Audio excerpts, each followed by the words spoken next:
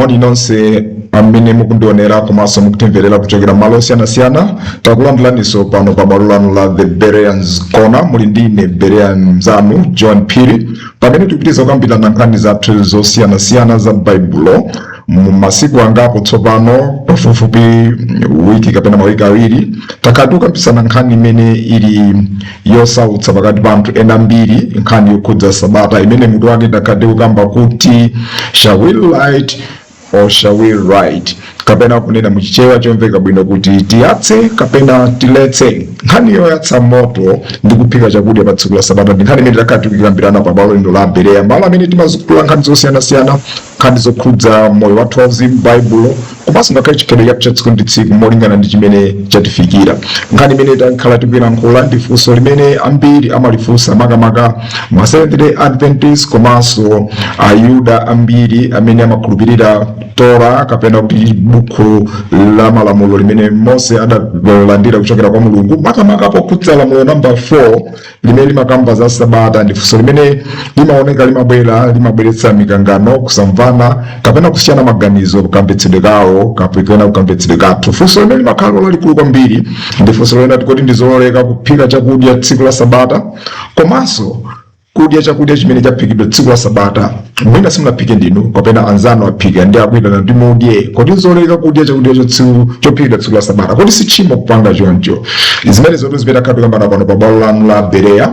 Kumbukirani cholinga cha malo ano ndi kukambirana nkhani tiyongo tiphunzire, tidziwe, tichite chimene Mulungu akufuna. Ifeyo tili ngati Atesalonika amene amadzimva kuti ndodziwa kale, ngophunzira, ngozindikira, alibe nthawi yotakhoza kumvetsera kuzolankhula za Paulo ndi Sila, alibe nawo ntchito mpaka apirikitsa. Ayi, ife tikuzindikira kunena kuti chidziwitso ndi chinthu chimene chimabwera mwina pang'ono kwa ife anthu. Nthawi zina amene maganizo kuti kudziwa pamene sukudziwa, kuti sukudziwa. Ndiye chifukwa chimene chocho ndife amene tindi maganizo ofuna kuti timvetsere kuti Paulo wabweretsa zotani. Ndipo Bereya yeniyeni ndi anthu amene amakhala ndi maganizo otseguka, open mindedness, to say timvetsere kaye mzathu yakuti chani, akulawa akuti chani, Paulo akuti chani, chifukwa mmenemo ndimene amapezera zinthu zina zimene wina sanazidziwe ndi kalilonse. Komanso nthawi yokhayo ifeso tifuna kukhala ngati Aefeso, monga tinaona tsiku lathu anthu amene amangotengeka ndi kuti amva china chake chikuchitika, kulankhula anthu ena kujijilika onse kungopita osakhala ndi nthawi kumadzifunsa kuti zimene timakhulupirira, zimene timaphunzitsanazi nzanzeru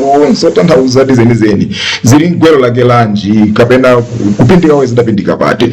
Tinaona kuti anthu ambiri ndi limenelo kuti timatsatira makamaka nkhani za chipembedzo, ambiri timachita mantha kuti tifunse, tichite question. Zimaoneka ngati kamafunsa kuchita questions za chipembedzo zimakhala ngati kudelera Mulungu kuti umuoza chala Mulungu pamaso, pamene si choncho. Amene akupanga questions zimene mmakhulupirira, mukapanda kupanga question mukuyika moyo wanu pa chiswe, mudzapezeka muli mchimbunda, muli ku Jehena, mukumana ndi mavuto chifukwa chakuti mmatsatira osafuna kufunsa kugwiritsa ntchito ubongo wanu. So pano pa bwalo lathu la Bereya tikukulimbikitsani kukhala akhristu kapena okhulupirira chipembedzo chilichonse chimene mumakhulupiriracho pofunsa mafunso olondola abwino othandiza kuti chimene mukuchikhulupiriracho muzikhala ndi chikumbumtima chosakutsutsani kuti mukukhulupirira zimene mumakhulupirira zifuna mumachimvetsetsa komanso ndi zoyenera kutsatira mmene zidanenedwa. So nkhani yathu ndi imene mosafuna kutenganso nthawi yambiri pa zimene takambirana kale mbuyo musemu, ngakhale kunali kufuna kukumbutsana, tifuna kuti tipitirize phunziro lathu la lero.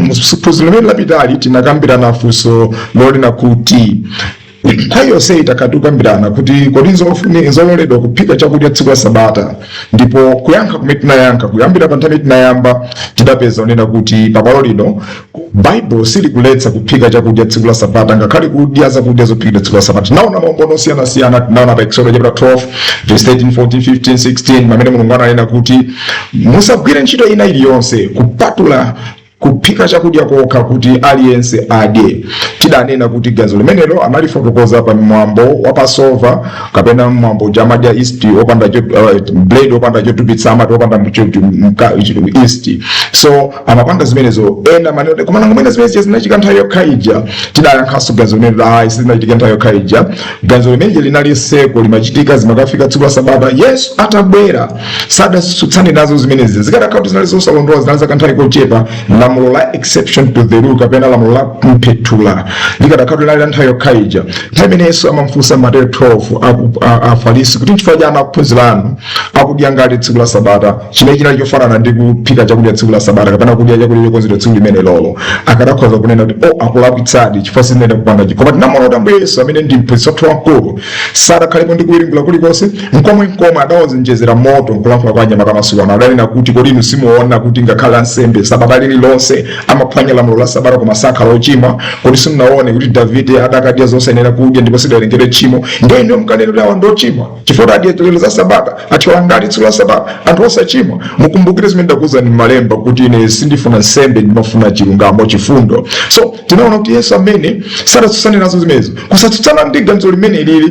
kukutipatsa maganizo akuti Yesu amalimbikitsa amapanga confirm pa Chingerezi kuti pali lamulo la mphetula pa nkhani ya la Sabata pamene anthu akhoza kudya chakudya akhoza kuphika chakudya pamene akuletsa kugwira zintchito zina zonse sakuletsa kuti musaphike chakudya sakuletsa kuti mudye chophikidwa chifukwa zimene akuletsa nza kuti mugwire ntchito zolemetsa zimenezo tinaziona pamenepo so mkulankhula talankhula zimenezo ena abe kumamati chabwino zimenezo zikumveka koma nanga Exodus 16 verse 23 24 25 26 akutanthauza chani adamulemberanje ameneyo ngati mukunena kuti panali exception to the rule fati kamaerenga pamenepo tinawerenga pa Exodus 16 akuti phikani zimene muyenera kuphika watchani zoyenera kuotcha sungani kufikira mmawa kutanthauza kuti ambiri timamva kuti tiphikiretu chakudya chokadya tsiku la Sabata tiziphira to Friday kodi nanga zimenezo mutiuza bwanji imene ndiyena nkhani yathu muphunziro wathu lapitalo limene ngati simunaonelere mukhoza kuita check pa channel yathu pa YouTube pamene mupeze lesson number 5 pamene kufotokoza zonsezo ndeti nayankha mumveka bwino kuti ayi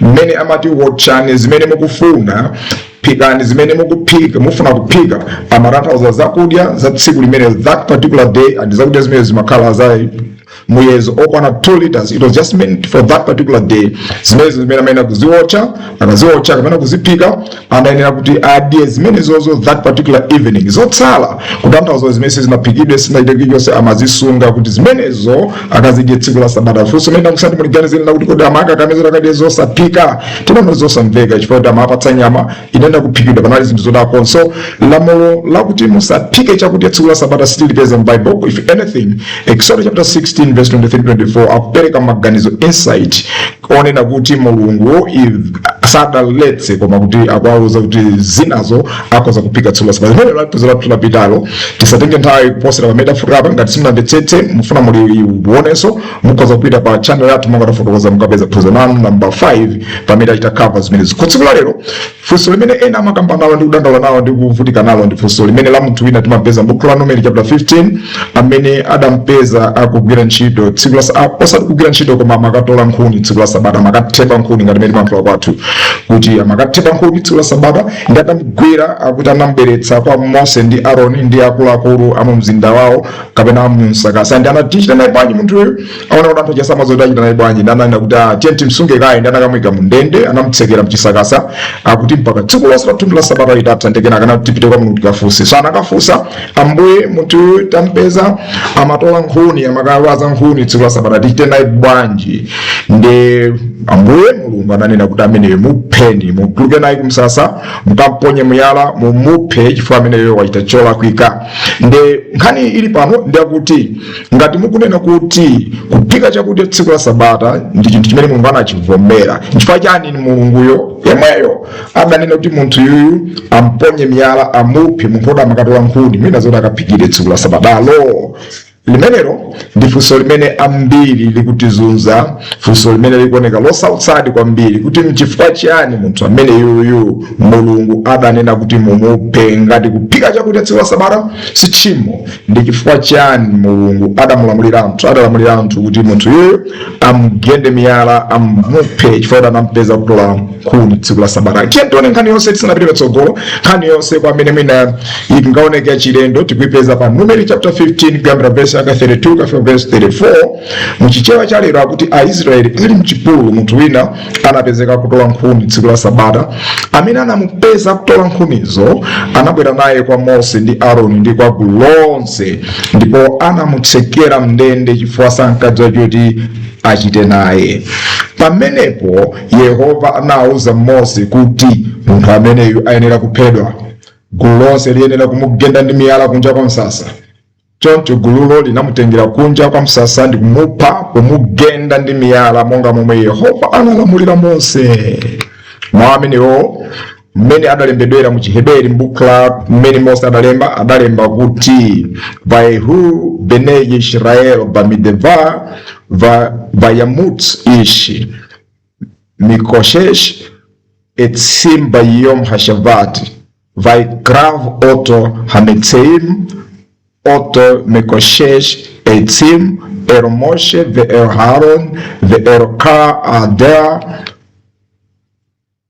Vayanahu oto bamishemo kilo poresh ma yaselo vayomer Adonai Moshe mut Yamunthu haish ragom oto vavanim ka halde mehutz lemahane.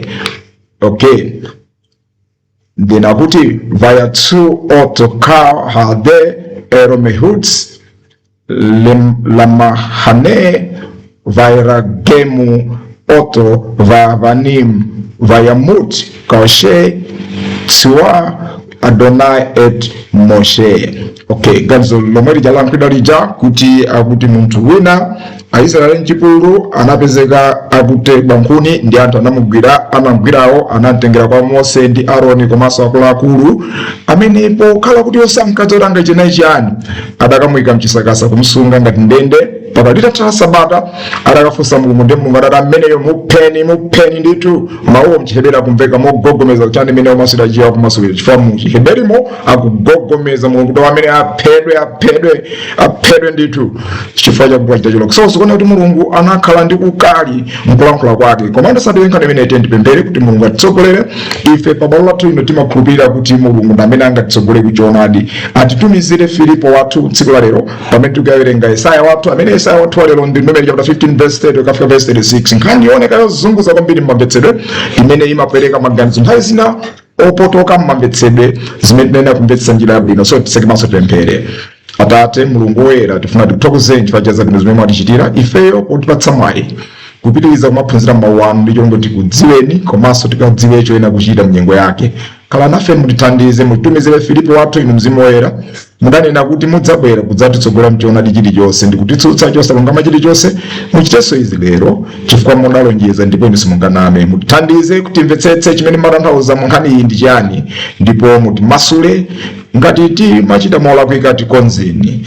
Ngati timalephera kuchita chifukwa kusamvetsetsa thandizeni kumvetsa kumene kukathandize kuchita zoyenerera chifukwa cha dzina lanu tapemphera m'mamba mwa Yesu Khristu. Amen. Okay, so nkhani ndimene itawerenga nkhani imene ambiri mmene amamvetsera masikola ambiri kapena makomenters osiyanasiyana amene alankhulapo pa nkhani iyi amapereka maganizo onena kuti chimene Mulungu adamuphera munthu uyuyu kapena adanena kuti amuphere munthu uyuyu ndi chakuti tikamawerenga m'buku la Exodus chapter 35 verse 3 timapeza kuti Mulungu pamenepo adaletsa kuti asamakoleze moto ana Israeli paliponse pamene wamakhala. Akuti pa tsiku la Sabata musakoleze moto paliponse pamene mukhala. Ndi anthu ambiri amaganiza kuti zikuoneka kuti ndi chifukwa chimene chichi ngati munthu amakatola nkhuni ndi kuti nkhunizo amafuna kuti mwina akayatse moto ena kuganiza kuti kunali ku chipululu chifukwa kuti anali mchipululu ana Israeli mwina kunali kutazizira ndi munthu amafuna akayatse moto. Ganizo lakuyatsa moto pamene Mulungu adayesa kulatsa moto ndi chimene ambiri akuganiza kuti Mulungu chidampanga kuti munthu yuyo amuponye miyala amuphe chifukwa anayatsa moto pamene Mulungu adaletsa kuti asamayatse moto kapena amafuna kukayatsa moto pamene Mulungu adaletsa kuti musamayatse moto. Komanso la Sabata lamulo limanena kuti usagwire ntchito iliyonse. Uyu anapezeka kuti akugwira ntchito yokatuta nkhuni kapena kunyamula nkhuni. Imeneyo ndi chimene amaganizo tino chidapangitsa kuti Mulungu anati munthu uyu amponye miyala chifukwa mobwereza Mulungu anakhala kuwaphunzitsa kupatulika kwa tsiku la Sabata kuti asamagwire ntchito iliyonse ndiye wapanga zimenezo ayenera kuphedwa. Maganizo oyamba ndipo ochuluka amene ambiri amalankhulapo ndi amenewa. Ena amaonjezera nena kuti Mulungu pochita zimene zizi amafuna kuonetsa kuti kuphika tsiku la Sabata nchosenera sanena onena kuphika tsiku la sabata ndi kumuphako. Ambiri amakugwiritsa ntchito ngati kuti ndi umboni onena kuti la sabata simungaphike chakudya ndipo munthu kuphika tsiku la sabata amene akulakwira Mulungu wachimwa ndipo ngati kuli kotheka ena kuphedwa.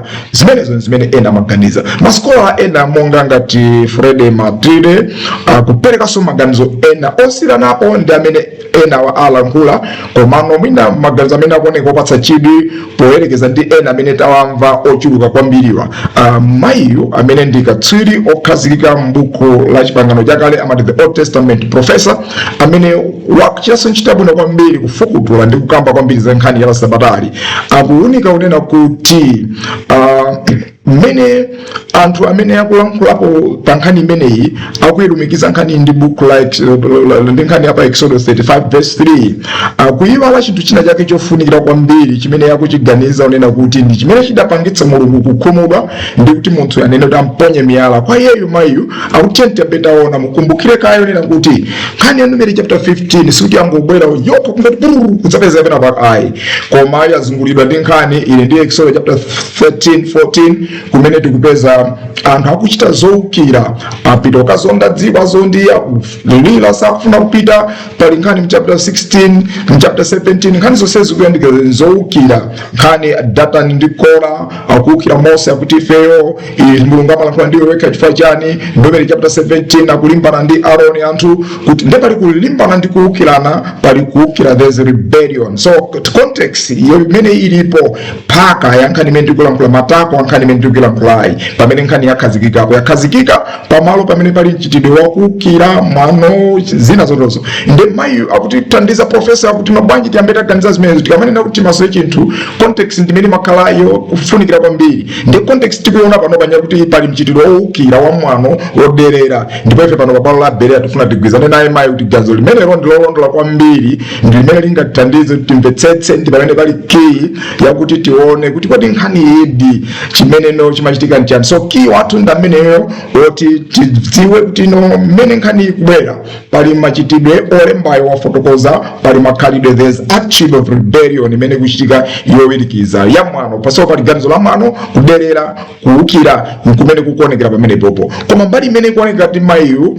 akuphonyapo ngakhale Yesu akuoneka ngati amasongola kuti tifike pamene pankhani ndi chimene chikumpangitsa kuti aganize maganizo amene wapo. Kuiwerenga nkhani yonseyi mayiyu akulankhula za mawu amene tikapeza mkulembedwa kwa chihebera kuti mekoshesh. Kwa iyeyo ndi mawu amene akuena kuti ndi key kapena kuti mfungulo umene ungatithandize kuti timvetsere kwambiri. Mukaiwerenga nkhani yokuyambira verse 31 at kid dibre Adonai bazar vet metsoto hafer hikrato tikareti hanefesh hahu onavava vaihu bene Israeli vamideba vayamitsu ish mekoshesh eitsim bayom hashavat so vaikravu oto hamitsoim oto mekoshesh eitsim ermoshe ve Aaron ver haada. So mawu amene akulankhula akuwaloza mayiyu kuti ndi mawu amene ali ngati kale choti tsogolera ndi amene akuti mekoshesh kapena kuti kunyamula kututa kugather pa Chingereza. Ndipo iye akuganiza kuti mawu amene wawa akuti kumbutsa zimene ana Israeli ali kwa Igupto ankachita ndi mawu amene ankaita ankanyamula njelo za moto ankanyamula mitengo yakotchera njelazo. Mawu amene wawa kulankhula kwa iyeyo akuti kuti olemba nkhaniyo akuagwiritsa ntchito kuti kumbutsa ndi kuti mangilira ndi amene akutsegulira diso lathu tione akukhanga kutsegula kawindo kuti timvetsetse kuti chimene chikuchitika mnkhani ndi chani. Ndi mkulankhula kwake mosamwikira maunga machentikole zimene walankhula zimene adalemba ndi dissertation amalemba iyeyo kuti akhale dokotala wa chipangano chakale monga alili akunemba mchingereza kuti the wood gatherer acted out of his personal decision to openly renounce the freedom gained by his liberation from the slavery and demonstrated his choice to turn back to Egypt. He chose the Sabbath to show his determination to break out of the covenant relationship with Yahweh, for it is indeed the Sabbath that signified his personal covenant relationship with Yahweh. Exodus 31 verse 12 through 17. Magazaka kunena choncha kuti munthu okutota nkhuniyu adachita chitsimikizo chapa yeyeka kuti sakufunanso khala kukhala mfulu ngati mmene Mulungu adamumasulira ku ukapolo wa ku Israeli wa ku Igupto. Chotero adaonetsera kuti iye maganizo ake ngofuna atabwererabe kwa Igupto ndi adasankha tsiku la Sabata kuti aonetserepo chitsimizo yake chophwanya lamulo limeneli, chophwanya pangano ndi Mulungu, chifukwa ndi Sabatati limene limaonetsa kuti tsopano anthu amasulidwa ndipo ayikidwa mu pangano latsopano ndi Yawe kapena kuti Mulungu wathu. Maganizo amene mukaonetsera mwachidule akunena kuti munthu yuyu chimene chidapangitsa kuti Mulungu anene kuti mumponye miyala ndi chifukwa choti adaukira iyeyo amafuna atabwerera kukhala pa ukapolope wa kwa Igupto, zimamunyasa zokhala mu Sabata, kukhala mu ufulu umene ampatsa Mulungu uyu kapena ampatsa Yawe. Magazi amene amene Martire akunena magazi omveka bwino kwambiri koma mwatsoka akuoneka kuti magazi amene asosi magazi olondola. Ndosalondola bwanji cheni tione tikamakamba nkhani ya kukira kuti ana Israeli afuna kubwereranso kwa Igupto mobwereza mchipangano chakale kapena tikupeza kuti sikhala nkhani ya munthu mmodzi ayi, ngati ndi munthu mmodzi wamakhala kuti wachita corrupt zinzake wanyengerera ena ndi amakhala gulu. Tili pa tiyenti ame pamene akufika pa nyanja yofira ija kuti afuna ziwowoka mbena kuona chigulu chana Igupto akubwera kwathamangira asilikali, tikumva ndi chigulu chonse si munthu mmodzi akuti tikabwino tikatangofu tibwerere ndi chigulu, sikhala munthu mmodzi. Palibe ndi nthawi imodzi yonse pamene tikupeza munthu mmodzi as an individual kolero ndi basi tatsimikize feti kubwera asakhala kwa Igupto. No, imakhala grouping. Ngakhale mchapter zimetangowerenga 14, 16, 17 tipeza kuti ndi magulu ndi gulu akumatengana anthu kora data ndaza kabira mabwera akupanga. By the way, taona niso kuti munthu uyu sakumutchula nkomwe dzina lake akuti munthu wina sikondo yana munthu wambere si munthu wodziwika kana kama munthu wodziwika tikanadziwa tadziwa bani za Datan, Kora, Naham ndazinza kuti akutchulidwa mayina. Miriam akupanga zopenga akumutchula anthu atiwadziwa otchulidwa mayina osiyana kuti anali anthu amphamvu a influence. Koma chimene sinangochitika zachilika ndopanda dzina komwe, alibe influence yomwe, alibe impact yomwe, sitingayembeze kuti anali ndi chikopa chowauzaza kuti tibwereso kwa Igupto. So ganizo limene akunena mayiyo ngakhale kuoneka labwino kwambiri, wonderful and amazing, koma mwatsoka tikalika pa skelo yathu pano pa balo la Berea tikuonanso kuti limene ndi fundo yosakwana, si kutsimikizika modalirika kutengera zimene zikuchitika mnkhani imene. So ngati nganene kuti zimene akunena mayi sizolondola kwenikweni, komanso zimene maskola azilankhula zijasana azilankhule modzaza kwenikweni, na ngati kuti nkhani yake chidampangitsa munthu uyu kuti amuunene kuti tiye timponye miyala timuphe chinali chiyani. Chifake pano pa la Berea tufuna tikupatseni maganizo onena kuti key kapena mfungulo wa nkhani ali pa Numeri chapter 15 verse 30, 31 ukafika verse 32. Tibwerereso kulemba limene lidalembedwa, tikubwerera daladala kuzimene zidalembedwa momwe zidalembedweramo kuti tikamapita kumasulira kumene anthu amasulira tizikhala ndi mayi oona kuti sitinatayike chifukwa kuti amasulira molakwika. Tikakhala kuti taona wamasulira molakwika tingathe kunena kuti apa wamasulira molakwika zinene okhala mote kuti sapusitsike chifukwa cha kumasulira. So Numeri chapter 15 verse 30 kwa verse 32 tikupeza pali nkhani iyi adalimba kuti okay, vehanefesh asher tase beyad rama min hazra humin hagori et Adonai hu megadef venakrata hanefesh hahiv mikerev am ki dibre Adonai baza vet metwoto hafer hikrati tikrati hanefesh hahiv onava. Okay, so chimene akulankhula apa ndi chimene chikuoneka chili key ndi mawu amene anoti beyad rama. Chimene chikuoneka ndi nkhani key ya zimene zikuchitika mu nkhani imene akuti moyo wo fresh moyo wo asheri tase wachita zotereza keziti tikafuna kumvetsa zimene akuzinenazi tikuzipeza koyambira kuti komano tilankhula apa kuti moyo wo wachita zoterezi, moyo wakwezeka dzanja lake, kukwezekeka mkono wake, kukwezeka dzanja tikutantha zoyani zimene tifuna tizione. Koma tikafuna context yonse tiyambira mu verse 27 pamene machitule tilende tumukapita Numeri 15 olembayo akutifotokozera machitidwe osiyana akuti anthu akachimwa machimo osakhala kuti anachitira dala muzipanga chonchi muzita chonchi, munthu akachita chonchi muzipanga chonchi. Kenaka akufotokoza pa verse 27 pamene no tikati tiwerenge bwinobwino mmene zalembedwera mu Chiheberimo, mmene olembayo Mose amalemba akuti veimu nefesh akati teketa vishgaga vehikriva eis vati shenata lekatati Vekiper hakonehen al hanefesh. Hashishoget baketa vishgaga lifne Adonai. Lekape alav venishlachilo heazdra vine Israel veragel betokam Torah akat yihye lakem laose bishgaga.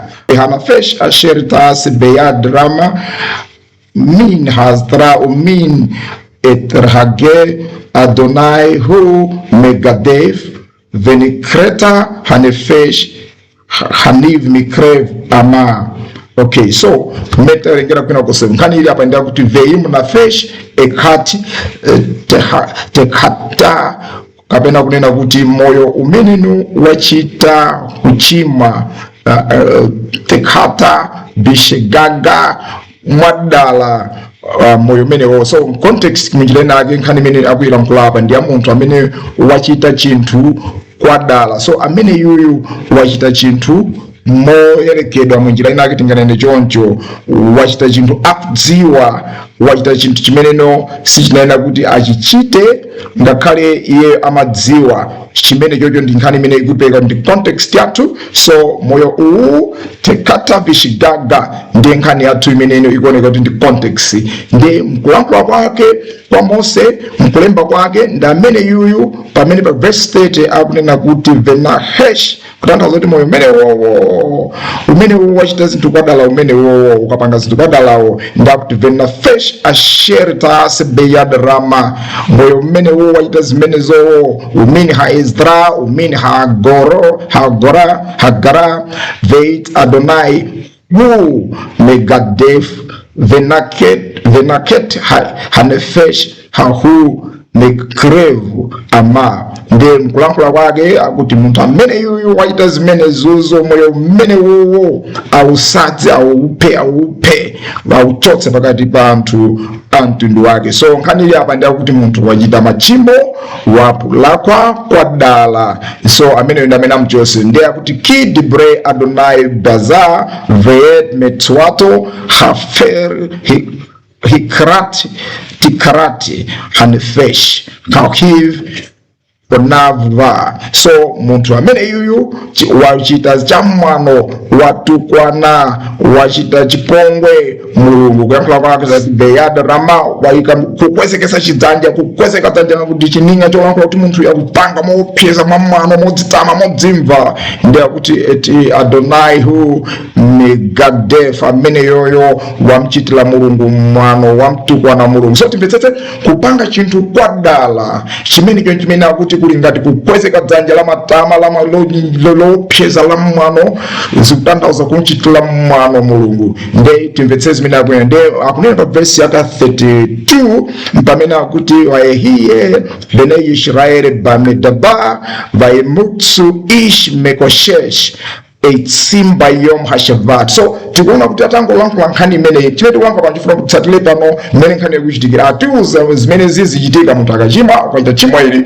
ndipo lake mzika panga ili chimwa ili ndipo lake. Ndikoma verse 27 akuti koma munthu akachimwa mwadala amene yoyo aina kuphedwa pakati pa anthu ake. Ndi atangomaliza kuti fotokozera Nkhani imeneyi ndi pamene akuti uzonena kuti munthu amene achite zimene zochimwa kwadalayo ndi kuti wachitira mwano Mulungu akupanga define. Kena katangomaliza kufotokoza Nkhani imeneyi pamene tsopano akuti akutuza Nkhani ya munthu uja akuti zinachitika kuti ana Israeli ali mchipululu munthu wina akanampeza akutema nkhuni. So zakumikizana kwambiri chimene chikupereka magazi chakuti cholinga chimene kuti waziphatikizana Nkhani waziyandikizana Nkhani zolembayo njofuna kuti atione kuti pali ubale pakati pa verse 32 ndi verse 27 kuti kafuna kumvetsetsa chimene chachititsa zachitika mu verse 32 mo tidziwe kuti zachitika chifukwa cha Nkhani imene yafotokozera mu verse 27 komanso zamasula mu verse 30 munthu tiyamba kukayikira ande kuti kapena mwina anachita zina zake anachimwa kwadala. Ndi atuza kale munthu wochimwa kwadala ndi kuti ndi munthu amene waonetsa kumwano kumdelera Mulungu. Ndepenaka kuti fotokoza kuti munthu uyu anapita kenaka kuti fotokoza storyyo kuti anakampeza ndi atampeza munthu uyu wakuteba Nkhuni Tsiku La Sabata atachita zinthu zimene zitiwachita zadala kulinga tokwezeka dzanja lake lolimbana ndi mulungu ndetu wanchitira mulungu mwano. So mmene nkhani waiyalira olembayo chimene tifuna tulankhula pa bwalo la Berea mukayizukutula kuno bwino ndi kuyitsatira ikupereka logic imeneyoyo kuti waita chinthu kwadala ndiye kuti munthu ameneyu walingati munthu wakwezeka dzanja lake fisti dzanja lamano chimene chikutanthauza kuti wachitira mwano chimene zimaona machininga chabe chongotanso wamchitira mwano mulungu ali ndi mwano ndi mulungu amderera kuderera akumpanga ntamine authority yake ndiye akutuza kuti zimene zikuoneka zikuchitika mkhani imene tikuwerenga. So mwachidule chimene tikuona chakuti ndiakuti ishi munthu yoyo vayemutsi ishi uyu ndo ndamene waita wakwezeka dzanja lake vayaderama walikweza dzanja lake lonetsa mwano lakero. So in other words waderera mulungu. So munthu yuyu zikuona kuti anachita zimenezo anakweza mkono wake anaderera mulungu ndi chifukwa chake akunena kuti hakrate tekrate hanefesh munthu ameneyo aphedwedi kulankhula kwa chihebere chikumveka mwamphamvu kuchana kumesula kumene kumasulira chimenecho chidziwike pano pa Berea bwalo lathu la Berea kulankhula kubwereza mawu akamalankhula mobwereza mu chiheberi amafuna kuonetsa kugogomeza kwawo. So akugogomeza munthu kunonda amene aphedwe moyo umene uphedwedi tikatalankhula moto kapena indedu phedwe. So ndoti ndi nkhani ndi mlandu waukulu kwambiri kuti munthu wachita zimene so akuti aphedwe. Chifukwa chake ndi chani kachiwiri taona kuti kuchimwa kwadala nkumene akuyenda kuti munthu akachimwa kwadala kulingati munthu wakwezeka mkono woderera mkono isimagazo anthu ajaza ndewe kuti wamukwezera chibakera mzako. So kulingati wakweza chibakera ukamakwezera chibakera mzako ndoti kundere kumuzera phanga ndikoza kuphanya iweyo ndi mwana wamva sungafike kwa ineyo ndoti nchifati maona boxing aja amapangana amati show off kuti aonetsere kuwa. So makazangana mene image lake imene kubwera ndi mmene ndi ankhondo ndi andewu ndi aphwanya ndi panga kumene kunderera. So kumkwezera mulungu dzanja kumwe it's like raising your fist in the face of God. Ndi mmene kalakhoza kulankhulira mu Chingerezi mchininga chimene akuchilankhula apa mwano. So ndati munthu wa mwano akachita wachitira mwano mulungu lamulo lake ndi limodzi amene aina kuphedwa. So zimene tikuona zikuchitika mkhani. So munjira nake akutanthauza chani zimene tikuona kuti munthu uyo ndiye akutipatsa magazi kuti iyeyu amachita zinthu kwadala. Okay, nkhani ili pano ndi achimo lochimwa madala. Ndakutuza zimatanthauza chani chimo la dala. Ukapanga chimo la dala kumakhala kuti iweyo ukukhala ngati you are raising your fist in the face of God. Ukukwezeka chidzanja lako chibakera chako ukumulozesa chibakera mulungu uli ngati ukumuloza mdiso mulungu ukumkanda pa bongo lake ukumutosa mulungu amene sanena kutosedwa. So zimene zimatanthauza kuti iweyo kumderera ukumuona kuti mulungu ndi mwana kwa iweyo you are more powerful, you are more authoritative. Mulungu ndi ndani muchamalankhula ngati Farao kuti ndiye Yahweh ndi ndani Yehova ndi ndani ndimene ndimuope ndimutetemereza iyeyo. So ndi mwano ndigaza imene tikuoza nkhani imeneyi. So zotsatira zake ndi chani? Zotsatira zake akutuza kale kapena chenjezo akutuza kale kuti zotsatira kale hanefesh hahu nefesh imeneyo munthu ameneyoyo ayenera aphedwe mekravu ama asadzidwe achotsedwe pakati pa anthu ake asakhalenso yayi chimenechi. So kenaka akutuza zimene zidachitika. So it's like atifotokozera zimene zinakuchitika kenaka akutuza chitsanzo chimene chidachitika kapenanso nkhani akuilemba chifukwa kuti yachitika ndi akulembera kuti akutsogola aone aphunzire kuti zimene mulungu anachita. So pamene nobwera verse imeneyo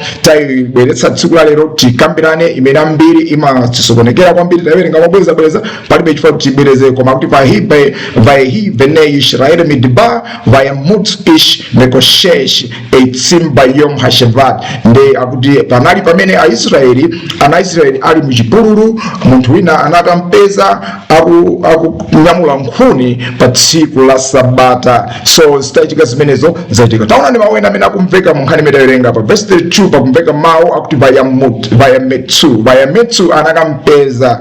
Ngati makumbukira kuchata chokera mawu amene tinakumana nawo so mu Exodus chapter 16 verse 25 pamene timakambaza ana Israeli okatenga mana mulungu anauza pa verse 25 ya Exodus chapter 16 anauza kuti vayomeri Moshe iklahu hayom kib shavat hayom la Adonai hayom lo timatsahu vasha basada. Okay, so temetiahu ganizo lila kutemetiahu tapeza soma wamene wale lolo ofana amene akuti kumbutsa nkhani imene machitika m'buku la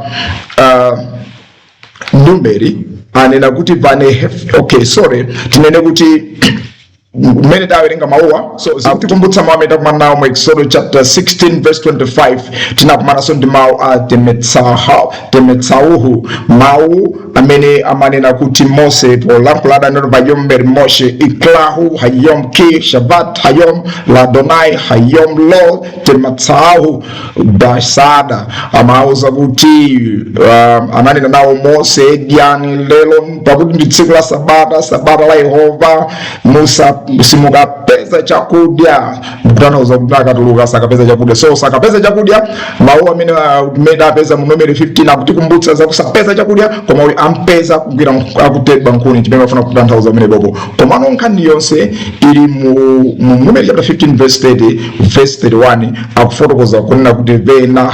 Okay, so kupitiza pamene lankhula paja, nkhani yonse ikunena kuti vehanefesh asherita se beyad rama min hazrah min hager vet Adonai fu megadef venikirata hanefesh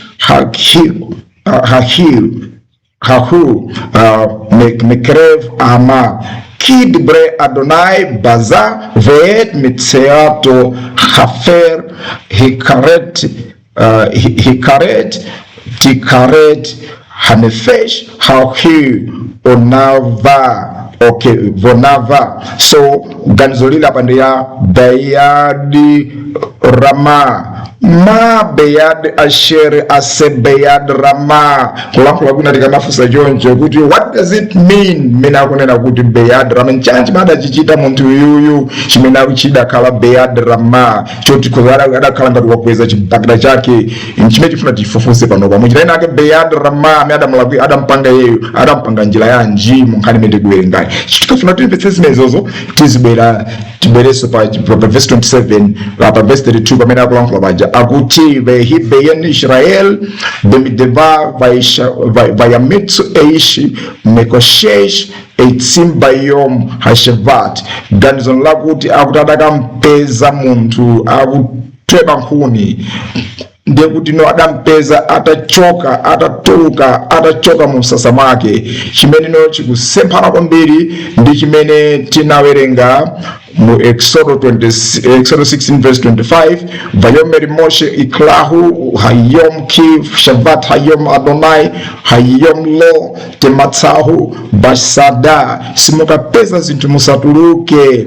Pamene iyeyu tikupeza tiwatuluka, adawalangiza kuti mu Exodus chapter 16 verse 28-29 maka tibwere pa verse yaka 29 tisavute kuwerenga yourself. Okay, chimwe pa verse 29. Pa verse 29 ati reuki Adonai Natan lachem mashavat aroken hu noten lachem bayom hasheshi lachem yomayim shevu ish tahati Tiyatse ish mimekomo bayom hashavati. Okay, vaishevatu haam bayom hashavati. Ndakuti taonani kuti Yehova wakupatsani inu Sabata ndi zonse, ndipo wakupatsaniso chakudya masiku awawa, nde aliyense wainu khalani m'malo manu pansi pa hema wanu musatuluke. So mchilena kimene wankha chungokumusana kuti mu Exodus 16 Mulungu adapalikale lamulo limene adanena kuti musamatuluke la Sabata. Chifukwa chake Mulungu wakupatsani zakudya lelolo tsiku lachisanu ndi chimodzi kuti mukhale ndi chakudya. So ndeti munthu yuyu akutuluka mpali lamulo lakuti elo yetse ishi munthu asatuluke lote muwatsahu musatuluke pali lamulo limene lolo labwerezedwa pa verse 26, yabwerezedwa pa verse 25, yabwerezedwa pa verse 26, pa verse 29. ndi lamulo lomveka kwambiri. Pamene munthu yuyu watuluka chichewa kuti pa verse 26 Exodus chapter 16 akuti muzitola chakudya masiku asanu ndi limodzi, koma tsiku lachisanu ndi chiwiri ndi la Sabata simukapeza chilichonse kunjako. Komabe anthu ena, okay, ati simukapeza chilichonse kunjako, komabe anthu ena anapita kuti akatole chakudya tsiku lachisanu ndi chiwiri, koma sanapeze kanthu. Ndipo Yehova anafunsa Mose nati, kodi inu mudzapitirira? Okay, komabe anthu ena sanapezeka anthu ati ndipo Mose anafunsa Mose nati kodi inu mudzipitilira kukana kusunga malamulo ndi malangizo anga mpaka liti? Taonani popeza Yehova wakupatsani Sabata nchifukwa chake tsiku lachisanu ndi chimodzi amakupatsani chakudya cha masiku awiri. Aliyense azikhala pamene ali pa tsiku lachisanu ndi chiwiri, pasapezeke wotuluka kunja. Kali pano limene yoyo. So pali lamulo limene Mulungu walipereka kuti asamatuluke kunja. So pasapezeke otuluka kunja ndi langizo limene Mulungu anapasa. Koma chimene chipeze nchakuti uyu amene no watibweretsa nkhani yathu ya lero watuluka, saliso kumsasa, saliso kunyumba kwake, sali ukachisiko pemphera, wanyamuka ndipo anthu ena muona akunyamula nkhuni, watuluka. Kutuluka kumene amanena kuti samangotanthaza kutuluka nyumba, tinaona kale chifukwa taona anthu amatuluka nyumba amapita kukachisi, koma ano kutuluka kumene amatanza kugwira ntchito, pasapezeke wina ochoka kugwira ntchito. So vuto lachitika apa pano kuti munthu uyu watuluka, kuli ngati kuti atawangizidwa iye wanyozera malangizo amene wowo ndekiyo timvetsetse zimene adamphera munthu uyu ndi imene yoyo yakuti pali lamulo pa Exodo 16 verse 29 verse yake 25 yomveka bwino kwambiri kuti musatuluke pasapezeke wina okagwira ntchito.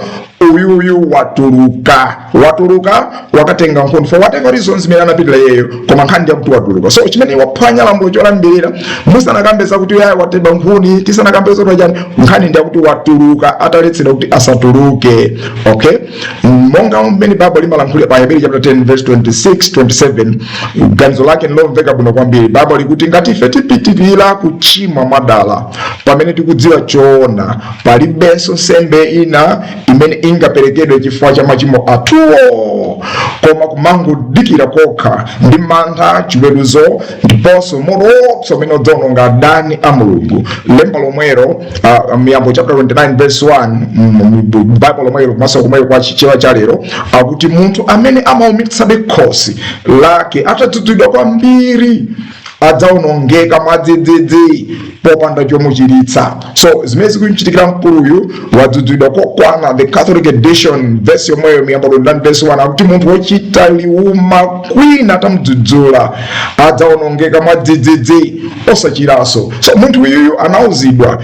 Tikumbukirepe nthawi imene timakuwerenga Exodo chapter 16 timanena kuti nkuti anaizi atangokhala masiku 30 kuchokera mwa Igupto, ndipo mkhozaniro chika polo papolo chinali chikadalimo zambiri sanazimvetsetse ngakhala auza Sabata anasifike poli kwanze. Koma mmene tikufika pa Exodo pa Numeri 15 mukawerenga Bible ikuonetsa kuti nkuti tsopano anaizi atathawa pafupi chaka ndi theka pafupi 2 years, akhala zaka ziwiri amadziwa bwino la Sabata. Nkomwe tsopano Mulungu walankhula pa phiri la Sinai, wapereka malamulo, waonjezera kuwalankhula ndi kutambasula ndi kufotokozerera. Ndiye tsopano munthu azikachitabe zomwezo ndikupa ngakhale mukanakumbula naye munthu amene ndioderera, amene ndiodzimva, amene ndiosayeneranso kunkhululukira. Mbolinga ndi lamulo la Mulungu chifukwa tikuona kuti Mulungu chidamnyasa ngati adafunsa funso limeneli pamene amamufunsa Mose koyamba kaja. Ngati mukumbukira tinawerenga pompano mwina tingobwereza pamene pa verse yake ya 28 ya Exodo chapter 16 Mulungu amanena kuti ndipo Yehova anafunsa Mose, kodi inu muzipitirira kukana kusunga malamulo ndi malangizo anga mpaka liti?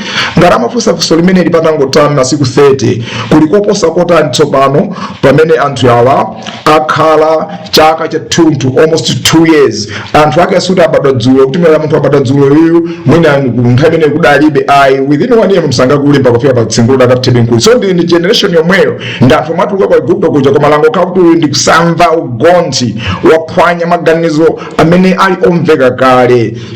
Chimene tikuchipeza champangitsa Mulungu kuti munthu uyu ayenera aponyedwe miyala. So mwina funso lina tingafunike kufunsa lakuti nchifukwa chani munthu uyuyu amakatola nkhuni tsiku la Sabata. Nkhani ile imene sitinayifunse kwambiri ngakhale masikola ayesera kuyilankhula sikukambidwa mokuitsatira modzadza bwinobwino, komanso imene mwina ndi nkhani yofunikira kwambiri yoti ikhoza kutitsegula kumvetsetsa nkhani yathu. Kumbukirani nkhani yonse tikamba pano tukamba nkhani yakuti kodi ncholeka kuphika chakudya tsiku la Sabata.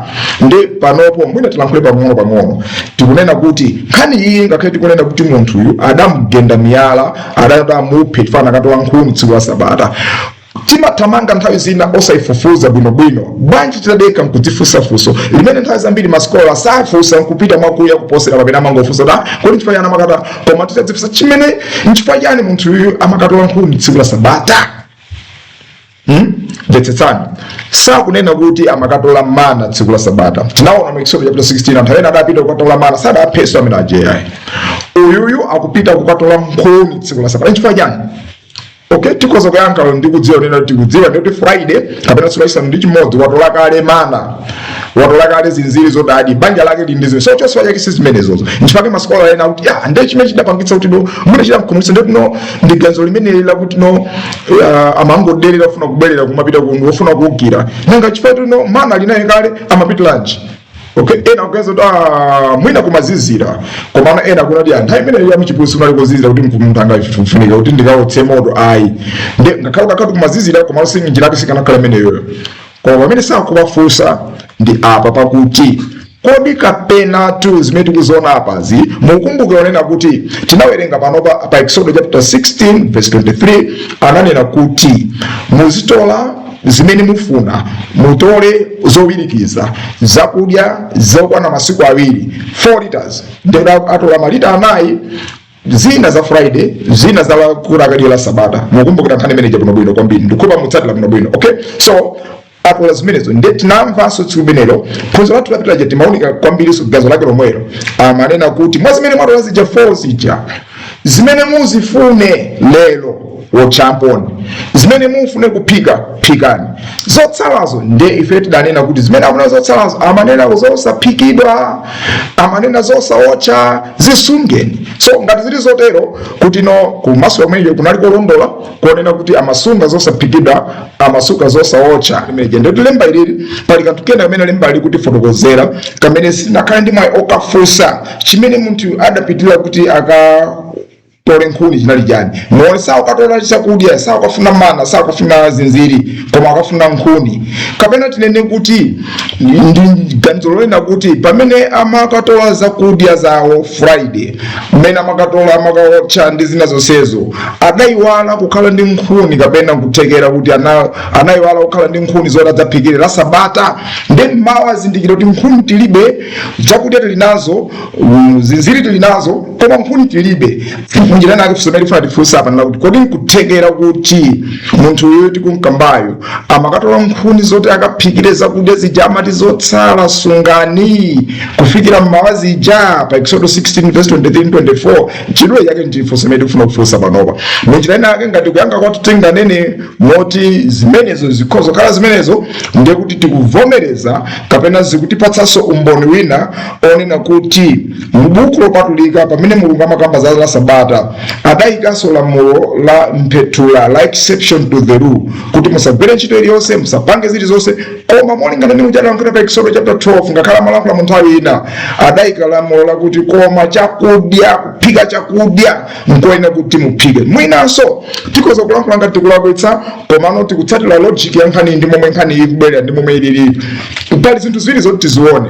Choyambirira chimene chidampanga munthu kulimba mtima kutuluka ataona kuti panalitsedwa zina zonse chikotsika chani mwina nkubalalika ndi kusamvetsetsa nkukhala kosonera okay zimene adaletse kuti tizipita ukatola ndi zakudya talotati nazo koma nkhuni tilibe ndipo pesana kapeko pali konse musakatole nkhuni sa paye mwina adachiona kuti sikugwira ntchito yosiyana ndi kuphika amaphika kale ndipo afuna kudzaphika ndi kuphika kusichimo ndi tsopano pofunika nkhuni chimene adayiwala nchakudaina kuti no zinthu zokonzetsera zophikazo zichizichikira kutsika Isanu ndi chimodzi ngeka kuli nkhuni kawa kuli madzi kawa kuli kukokonola kawa kuli kutati kadakhala tulankhula nthawi zimene zichitikatu Friday la Sabata ali Mungu kukhala ndi nthawi yakuphika zimene nimakonzetsera kale osati popeza maloleza kudya ndi la Sabata mupita ukapita kunsika makagula iyayi popeza maloleza kudya tipite tikathole ndiwo kumunda ayi zimenezo kuthyola ndiwo kupanga chani kupangikiratu Friday kuphika kokha kumene mwene akada kulandula chifaka kuti inetu sikuti ndimafuna nsembe ndimafuna chifundo ndi akamati sikuti sindifuna sesala ndazoti sembe sala ndira amalandira pali nthawi ya nsembe kwa pali nthawi ya chifundo mbera kunkolanda cha usafuna kuti panga ngati akapolo koma pakulola choncho sakutantha zoti pange compromise kapena tipefule lamulo lake limene iye adalikhazikitsa chifaka lena kuti ngakhale ndi kupereka exception to the rule izi simungachite ngakhale zoloweza. So chimodzi mese ingachitike ndiko kupita makatheba nkhuni la sabatalo atakuza no munena kukhala zinthu zonse mtakonzekeratu. So vuto lili apa limene likuonekera lakuchoyambirira munthu yuyo akupita kukatheba nkhuni koma mwina chimene champanga mislead ndi nthawi yoyambira zikuchitika izi salishuwa kwenikweni kuti kodi zimene akupanga zinzolondola kapena nzolakwika. Mwina tikoza kuonja kuti mwina vuto lake linakusanapireso kafusira kwa akuluakulu, mwina akadafunsa Mose akadafunsa atsogoleri ake kuti kodi no ineyo tibe zinkhuni titani, mwina akadamuunikira zoti achite koma sanachite. Chachicho timuone nchakuti chinthu chimene chipangachi sichikuoneka kuti nali tchimo lodziwikirapo ngakhale kwa Mose amene. Exodus 31 Mose adanena bwinobwino verse 14 kapena verse inacho kunena kuti munthu aliyense ophwanya tsiku la Sabata ogwira ntchito za Sabata aphedwe. Koma tamvetsera nkhani munthu uyu atamugwira sadamuphe, sadapita na direct ndikamuphe ngakhale amadziwa kuti pali lamulo limenelo koma adamutenga mmene alankhulira mu Chiheberi muja anena kuti lemba lathu lija akuti chifukwa chakuti sankadziwa samadziwa choti achite naye lo ase sankadziwa choti amuchite naye kuti amuchite chiyani munthu uyu amene waphwanya lamulo limenelo ndi la Sabata achite naye chiyani munthu amene yoyo. Ndi pachifukwa chimene chocho akuti adamusunga tsiku lonse la tuntu. Ndimafuna ndibere pa verse pamene mwina tikoza kuchera kupita pamenepo koma noma pakumbukira anena kuti adamusunga the whole day akukhala naye tsiku lonse la tuntu chifukwa chakuti samadziwa Mose kuti titani andamufunsa titani ali sindikudziwa mpaka madzulo adapita kupemphera kwa Mulungu adapanga mawu a Mulungu anawo kuti munthu amene mumponye miyala. Okay, chimene talankhula ndi chani? Talankhula gazo lakuti mamuona Mose salishuwa zoti munthu titena chani. Akudziwa kale iyeyo pa Exodus 31 kuti no munthu wophwanya Sabata ayenera kuphedwa. Chimene chikumpanga kukhala hesitant osafuna kungoti ndikaponye miyala nchiyani. Mbali ina ndi akuti Yesu salishuwa chifukwa pali ganzo lakuti anthu amalolera kuphika chakudya tsiku la Sabata. Ndi atola kale zinthu dzulo uyuyu wapeza kuti analibe nkhuni ndi amakatenga nkhuni nadzaphikireza kuti zakezo. Ndi kodi pamene pali tchimo nsima ambuye mdaloleza kuti munthu azidya aziphika chakudya ganzo likozo kale limene ampanga hesitant koma nanga kutuluka so pakhala ngati zinthu zaumara watuluka inde ncholole koma watuluka pali lamulo kuti usatuluke nchimene limene timsunge kale tikafunse pokafunsa dada amene mumponye miyala mumuphe anamupha. So pali zinthu ziwiri zimene zituluka mu nkhani imeneyi mu chaka cha 1946-1947 kunachitika nkhani madera aku West Bank ku Israel ku madera amene alimi kapitene titongo dalime anthu aja amafuya zifuyo kapena tinganena kuti anthu oweta zifuyo otchedwa the Bedouins, anthu amene amakhala mdera la amati in third country kumene ndikufupi tingoti ku West Bank amadyetsera zifuyo zawo. Nde mwadzidzidzi kunapeza onena kuti mbuzi kambana kambuzo mbuzi inake nasowa. Nde mnyamata wina ali wachichepere kwambiri dzina lake Muhammad Dibu ndi akhaze naga zinzake azibale yake Khalilu Musa komanso Juma Muhammad Khalilu anaona kuti mbuzi yasowa ndi anayamba kuisakasaka. Ndi Muhammad anatenga mwala ndikuponya mmene amaponya pa chipanga pena pake pamene amagazi tumene akakhoza kukhala amene aone komano ataponya nyamala ameneyo mwala wake unakamveka kaphokoso kena kaikoda bwitsa kwambiri kumvekere ndito mpanga maveka chenti kaone ndanya maraja anapita kukaona mmene akawa amene muja anakapeza muli zimbiya zimitsuko zinchani tona wanthu akanabisa zinthu munomo chimene amachipezeyo ndi chinthu chimeneyo sanachidziwe kuti nchiyani ayi komano munali mitsukomo mudali tinganene kulankhula kosafuna kuti tivutike zimapepala koma nthawiyo zinali timati zikopa zima manuscript zimene anthu kale makolo a Chiisraeli akatswiri okhudza za chilamulo opembedza amakabisa kumene kumene kuti kumakhala anthu ndi amataka malemba zolemba zawo amasunga kumene kunde kunali zikopa zosiyanasiyana. Anthu anabwera kudzaona zimenezo zijama kuti mbuto yakayuda kulanta dzaonani anthu ena kudzaona ndoda kuti kumene kunali kufupi ndi kuja kumachedwa ku nyanja ya yakufama the Dead Sea. So anthu amene amachokera ku mtundu wa anthu otchedwa Tamura kudera kumene koko nde nkhani jedafalikira archaeologist anthu ofukula zambiri adamba kubwera kudapeza kuti lero adakapeza kuti kunali mitsuko yambiri yasichuluka kuti tiso anthu amakaba azimene zinachika chano amene amadzapesona amadzati chani komano lero tikudzera anthu amakakhala kumeneko amaoneka kuti amaphunzira mawu a Mulungu inali ngati skulu yawo kapena malo osungira zimene zozo kumene malemba ndi kukonza zikopa zimenezo pomasakatula lero tapezamo zinthu zambiri zimene zimatchedwa kuti the Dead Sea Scrolls zimene mu mbiri ya Bible zathandizira kwambiri kutsimikizira kudalirika kwake kwa buku lopatulika Bible kuti ndi buku lodalirika zimene limalankhulidwa m'buku tingati kuzikhulupirira chifukwa zina zambiri zikopa zina zinapezeka kumene koko zogwirizana mwina ndi buku la Isaya lophunza ndi mabuku ena oti pakali pano pasanafike pozimaliza akatswiri oziwerenga zimenezi kuzisakatula zonse komano ndi zambiri zimene tinazipeza. Chidule chimene tilankhula panjira kuti chani mwala kapena kusowa kwa mbuzi kumene kunalibe kugwirizana kulikonse za Bible, kuponya mwala kwa Muhammadi kumene samayembeza chilichonse udakagwa mwalawo mongoneka ngati wangogwa mwachigwegwe kudakavumbulutsa zinthu zimene ife sitinaziyembezera zinsinsi zakuya zimene kwa nthawi yayitali sizimadziwika. Zimenezo zathandizira lero kuti tidziwe zimene sikanazidziwa chifukwa cha mwala ooneka ngati wangoponyedwa mwangozi motero wakagwa muphanga muoneka mwangozi motero. Phanga limene amadutsapo tsiku lilonse silimaonekanso ngati lili ndi chilichonse, phanga lozowereka malo ozolowereka koma pansi pakepo pali zinthu, pali chuma, treasure ya Bible ya chidziwitso la knowledge ya history ya mtundu wa anthu imene ife tikadakhoza kuphonyana nayo ndi kumakhala mu mdima pamene choonadi chilipo muphanga limene ife timakhalapo ndi kuchezapo. Chimene ndabwezera nkhani ndi chani pano pa Bereya masanano kapena nthawi ino ndi ganizo limene tifuna tifunsane funso lakachetechete kuti kapena kodi tu Numeri 15:32 kufika 36 tikumuwerengayo kapena akozokhala so mwala watu wa Bedouin shepherds amene waphwanya zimbiya zina zimene no sitimaziona wativumbulutsira zinthu zina. Mchingerezi tinganoti is Numbers 15:32-36 our exegetical Bedouin shepherd boy stone amene no mmene tikuonera apa mutaonani kuti mu verse imeneyo ngakhale ikuoneka kuti kukamba za munthu amene anaphwanya lamulo mmene tikutsata chimene champangitsa kuphwanya lamulolo zikutipatsa kuunika tikutumba kuti chidampangitsa nkuti ali ndi zinthu zodaphike koma alibe zophikira ndi akufunika katenge nkhuni kudadzaphike zakudyazi adye. Munjira ina ife mwala umenewu osakasaka kuti nchifukwa yana adakamupha uyoyo ukutithandiza kuyang'ana kuti kana anthu ankaphika zakudya la Sabata.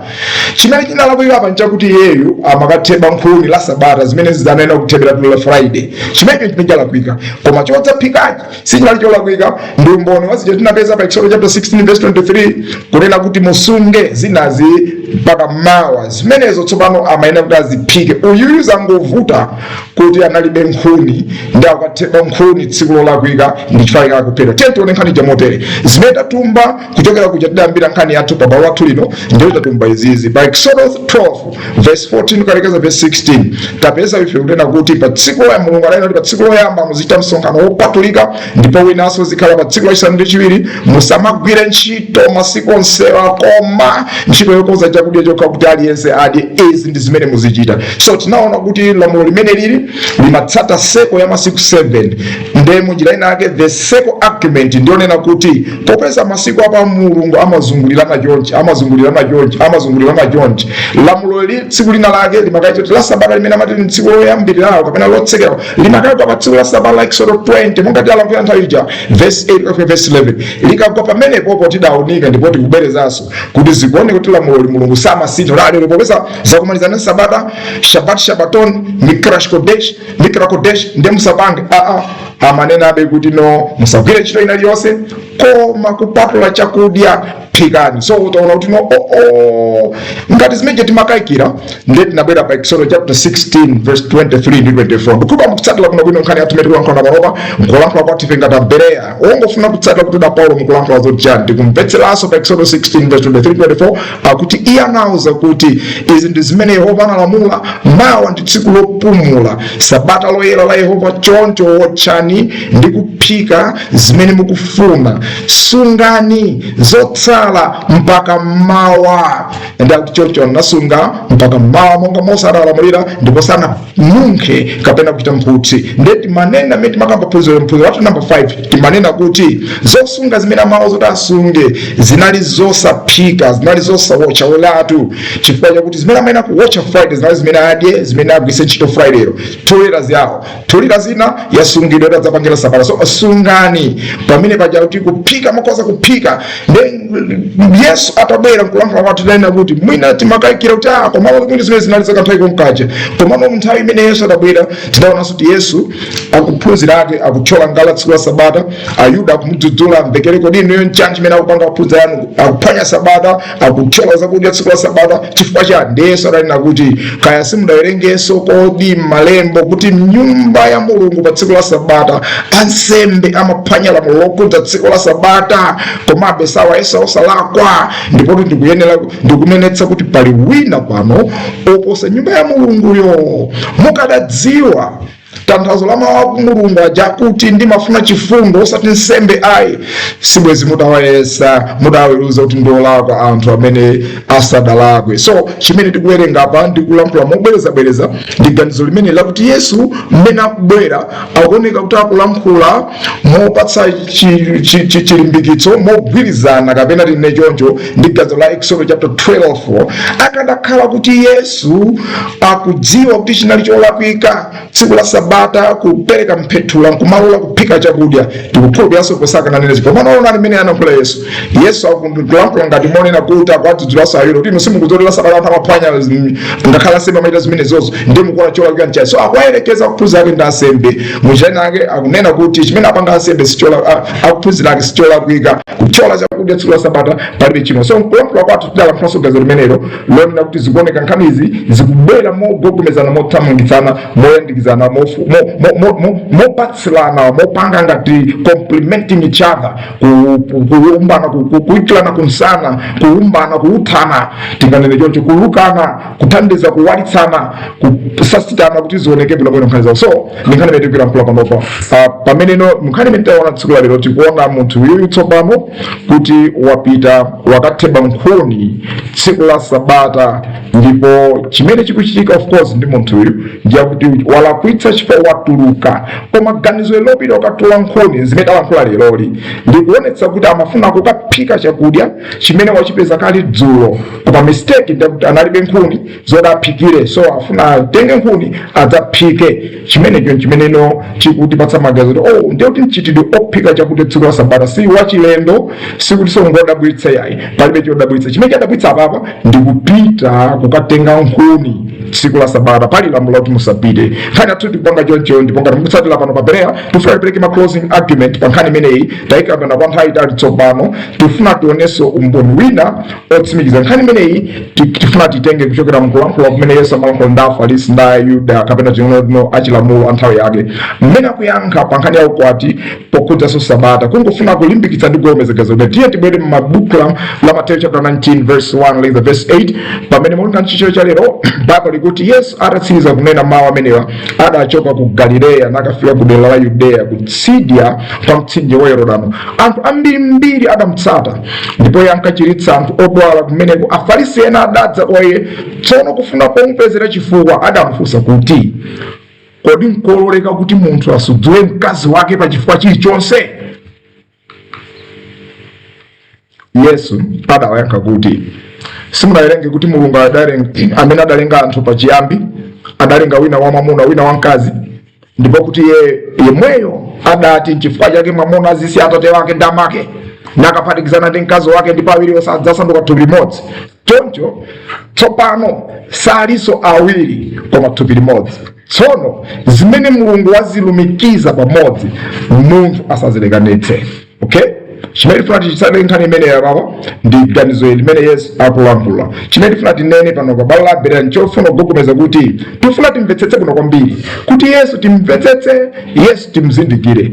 Yesu adabwera kudzalimbikitsa lamulo, ndipo akapeza kuti anthu akusiyana ndi zimene lamulo limachita amadzudzula ndi kuwakalipira ndi kuwathandiza kuti alimbikitse. Sina akanapita mpaka chalichi kugubudula zimatembulo mukumbukira kuno kwambiri amati magome ena chifukwa anthu ajamachita zosiyana zimene Bible malemba amanena kuti anthu azichita kukachisa adakalipa kwambiri. Tsiku lina adakhala Yesu nkumaina kuti mudamva kuti usachite zakuti ine ndinena zakuti usachite chigololo kumene ndikuzandunga khalo kangoyang'ana ukasilira kupanga chigololo usape wina akanena kuti ulonde chitsiru akudena usape adanena zonse mukamaona amene akulankhulira Yesu nkhani yake amalankhula muchilankhulo amati the beatitude amati uthenga umene adalankhula adakhala pa phiri. So amalankhula ndi gazo lakuti Yesu lamulo la Mulungu adafuna likhwime likhale limene limakhalira. Chimene adachitanso nchakuti akapeza Afarisi ndi Ayuda ena nthawi imeneja aphunzitsa molakwika amadzudzula ndi kuwapanga. Ndi chitsanzo tikulankhulapa tikufuna muone chitsanzo cha lamulo la ukwati. Yesu wapeza anthu akumfunsa kuti iwe tatiuze bwino za ukwati.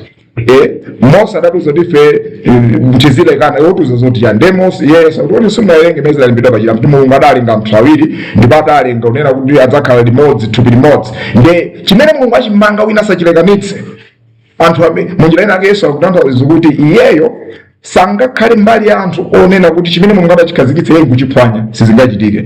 Ganizo limene ngati mwalitsatira limene tikulankhula pa bwalo lathu tikunena kuti zikadakhala zonena kuti palamulo la Sabata panalibe mphethula kapena panalibe mphethula panalibe exception to the rule yomalola anthu kuphika tsiku la Sabata ndikukhulupirira kwambiri pano pa bwalo la Bereya kuti Yesu akanakhala woyambirira mmene akuphunzitsa akadangopanga mistake chophonya chothyola ngali tsiku la Sabata alo kumati akadauza kuti kodi simuona m'malemba adalemba zoti akadadzudzula ndipo mmene alemba amakumbutsa Afarisi akadanena munena zoona akuphunzitsa angalakwitsa akadadzudzula.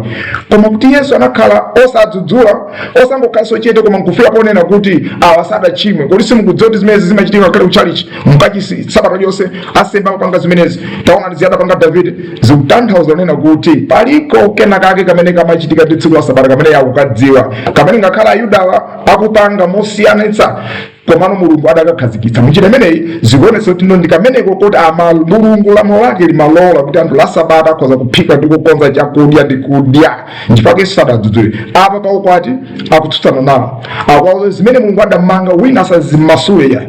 Munjira ina Mulungu chimene chikhazikitsa chikazenda akumbutsa kuti inuyo mukuti chiyani ndakuti ya ifetu koma Mose anatuza kuti munthu akachimwa mkazi wawo akakulakwira ukhoza kumsudzula kumpasa kala la chikenda adauza ndinozerezeka ukonkulakula kwa pano pa Bereya bwalo lathu koma adauza kuti inuyo anapanga zimene zonse chifukwa kuti inuyo ndinouma mtima chichewa china kunena chocho akuti nchifukwa chake chimene Mulungu achimanga pamodzi munthu wina asachilekanitse koma inuyo ndati verse 7 iwo anafunsa nati nanga chifukwa chiyani Mose analamula kuti mwamuna atipatsa mkazi wake kala la chisudzo ndi kumuchotsa. Ndi ndimene akufotokoza verse imene ndimayilankhula nayo akuti Yesu anayankha kuti Mose anakuloleza kuti muzisudzula akazi anu chifukwa cha kuuma mtima kwanu koma sizinali zotere kuyambira pachiyambi. No, ine ndikukuwuzani kuti aliyense amene asadzula mkazi wake osachifukwa cha chiwerewere nakakwatira mkazi wina achita chigololo. So taona zimene Yesu achita.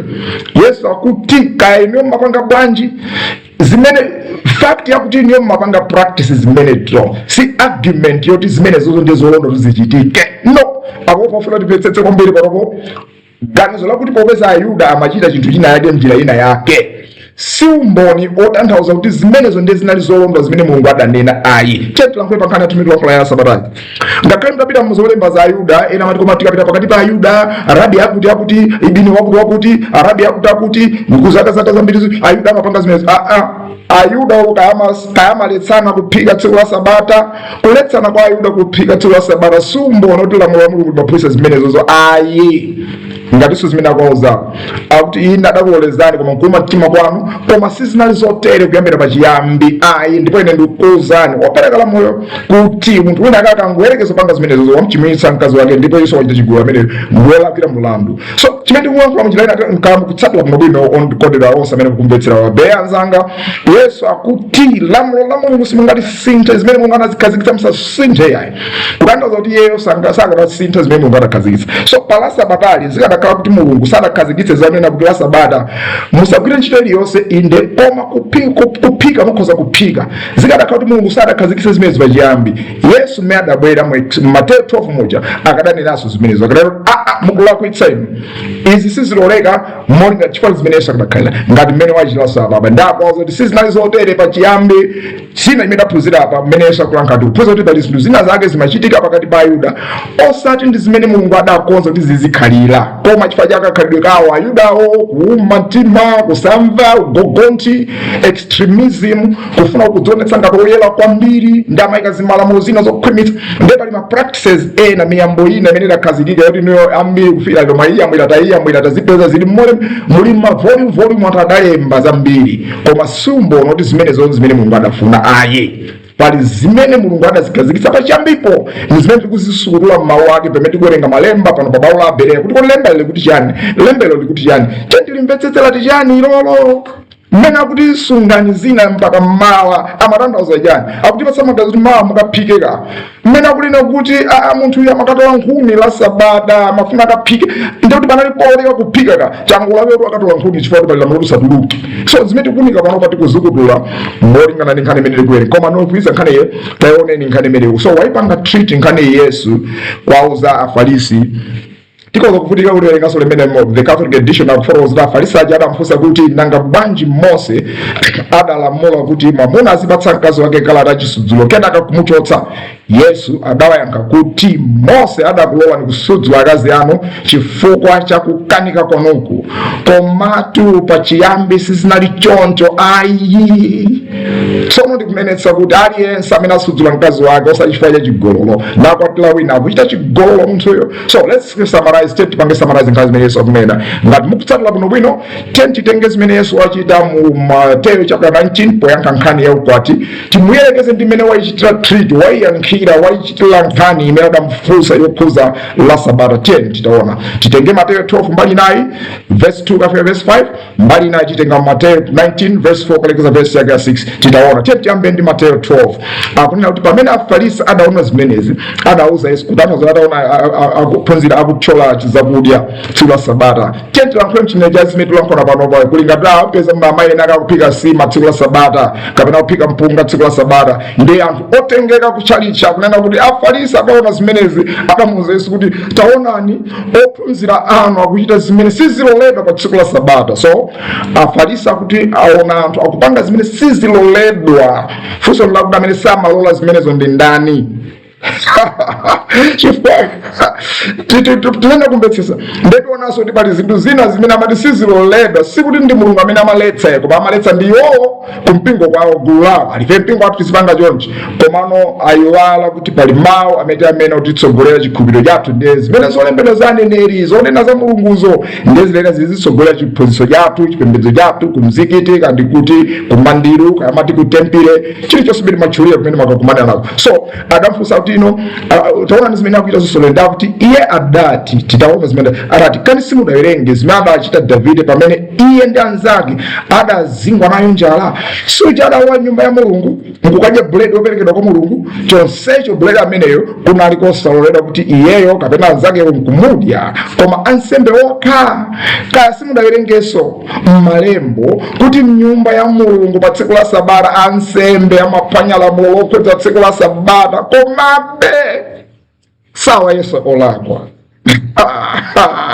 sitikudziwa ngati mukumva mmene ndikupita pano pa lathu la Bereya Yesu akuyankha mukumbukire uyu ndi mpereki wa lamulo the Lord giver himself God himself iyeyu ndi Mulungu mwana Mulungu kamukayikira kasimukayikira Yesu ndi mwana Mulungu finish ndiye akulankhula ndi amene adapereka chilamulo pa phiri la Sinai paja mmene amalankhula ndi atate wake amene adalenga ndi akufunsafunsa anthu akudera nkhawa mutati muyang'ane anthu amene akulankhula Afarisi akulankhula ndi uzimu okhudzika akufuna lamulo la Mulungu lisaphwanyike akudera nkhawa kuti Sabata likudetsedwa chifukwa anthu ena akakuthyola tirigu tsiku la Sabata akudya zokonzedwa tsiku la Sabata ndi akuona ngati zikudetsa Sabata zimenezo opereka lamulo opanga Sabatayo ndi akuyankha koma kuyankha wake kukhanga mowa challenger ndi akukoleni iwe mudzidzi mukazi zimenezi banji mwayiwala za Davide unali akalowa mkachisa makadya zosamuyenera ngati mwayiwala zimene zikumbukira azisembe anu mmene kulankhula wanu asembe anu amaphwanya lamulo la Sabata iliyonse komabe olaphwanya zimene sayesero ndi chimo muchinake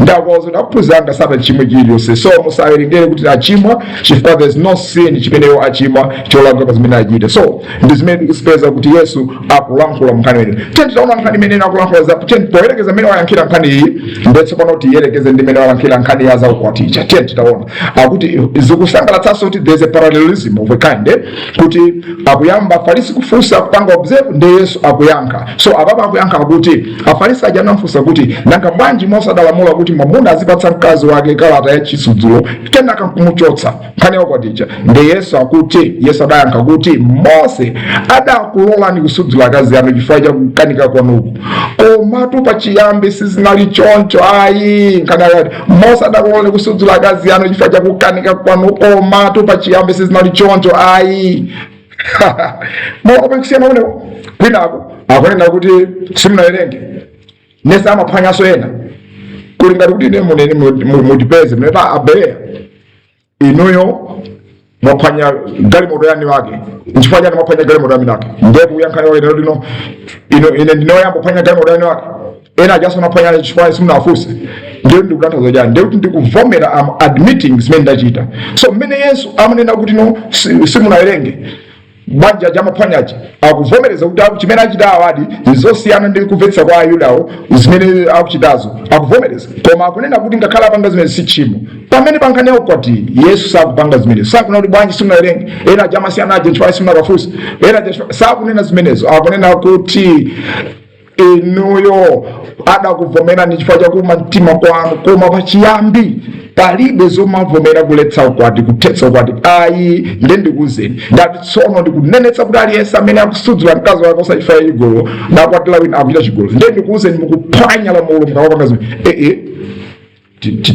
titoti badikakaya mwina timwere madzi let's take madzi timwere madzi ndifuna muganizire pamenepo pabalo tikukamba choncho tifukula choncho malembawo muganizire zimene zikuita pamenepo timwere madzi kaya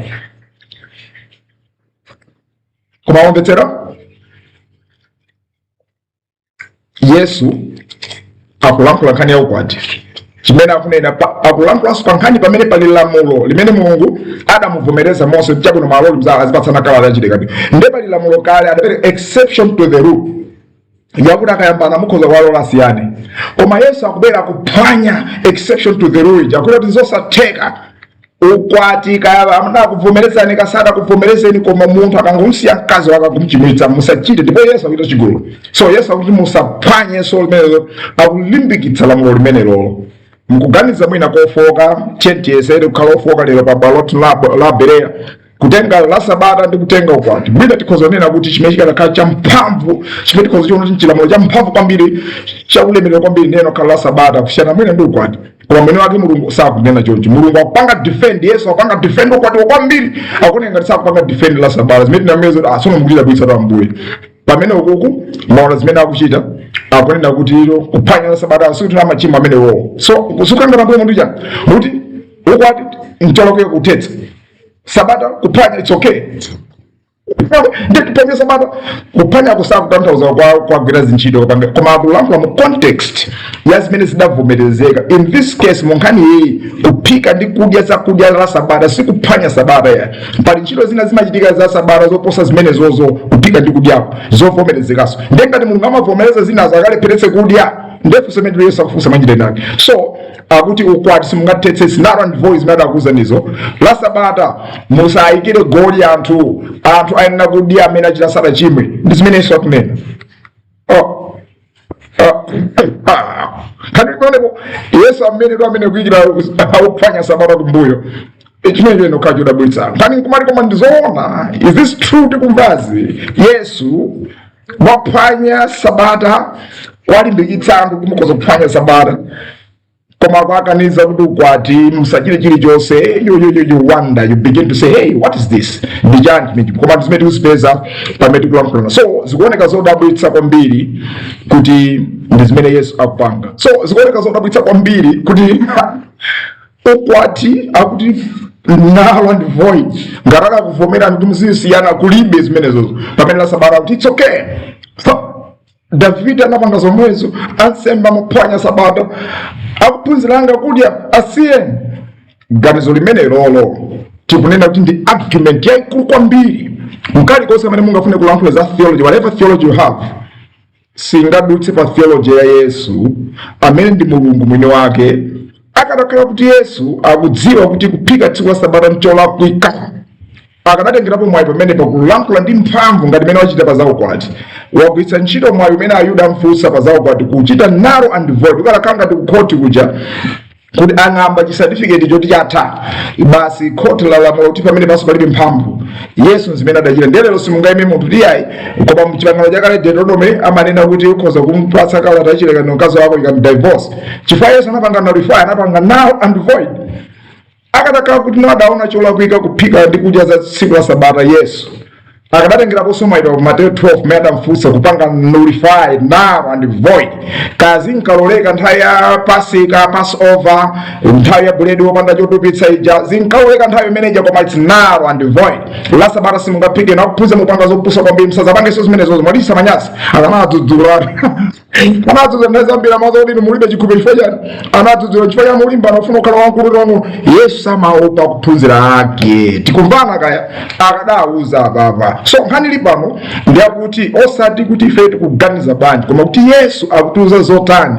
So taona amene akupangira treat lamulo la Sabata Yesu kunkhani akulya sakuona vuto lilonse, ndipo akuchita kunena kuti ena aje simaona machita zimenezo sachita ochimwa. In other words, munthu akamaphika chakudya tsiku la Sabata sakuchimwa. Tindumbono wa Exodus 12 adanena ndi Yesu yomweyo. Tindumbono wa Exodus 16 verse 23 adanena ndi Yesu yomweyo kuti phikani Friday zoti mudye, zina zosungani. Amakaphika la Sabata taona wina adachita nga abuse moyo imeneyo amene ukamba nkhani yake lero Numeri 23 ilo nali vuto lina nkhanina. So munjira ina akenga tikutsatira tikuona evidence yotsimikizika yodalirika, solid evidence yakuti kuphika tsiku la Sabata sicholakwika, sichimo, chifukwa ndichovomerezeka malemba ndi malamulo a Yesu. So tawerenga mokwana Matthew 12 verse 3-4 tisapulike kuwerenga kuti kodi adati kani simudawerenge adachita Davide amene anali ndi anzake adazingwa nayo njala. Suja dawa nyumba ya Mulungu mkukadya bread woperekedwa kwa Mulungu, chonsecho bread ameneyo kuna alikosaloledwa kuti yeye kapena anzake kumudya koma insembe okha molinga ndi Catholic edition. Kuwerenga lemba limene verse 5 atika simudawerengenso malembo kuti mnyumba ya Mulungu pa tsiku la Sabata ansembe amapanyala muwokhudza tsiku la Sabata omabe sawayesa olakwa, ndipo ndikuyenenetsa oposa kachisuja lipano. So Yesu, come on, zimene tikuwerenga zikuona ngati si Yesu sakulankhula. Yesu amene akumveka ngati kuti akuayikira kumbuyo anthu ophwanya la Sabata, anthu osalemekeza tsiku la Sabata. Ngati Yesu akupanga choncho tikudabwa nazo kuti soma ife ndi tichita bwanji, koma sikuti Yesu amachepsa ndi kudetsa tsiku la Sabata. Iyeyo amatithandiza kuti timvetsetse tanthauzo lake la tsiku la Sabata. So mkamati koma zona inde zona zake zimenezozo, la Sabata si tsiku loti anthu akhale mounguluma, chifukwa tsiku la Sabata labwera milomo mbu basi kumayenda masazi mimba chocholo chifukwa sitingaphike chakudya kudya zozizira kumatiyo zizira.